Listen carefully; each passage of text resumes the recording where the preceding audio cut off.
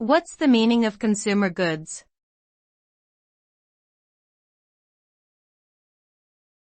Consumer goods.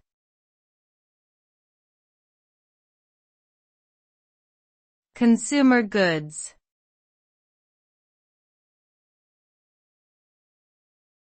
Consumer goods.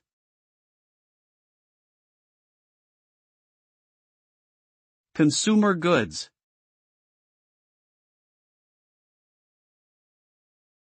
Consumer goods refer to products that are purchased for personal use and satisfaction.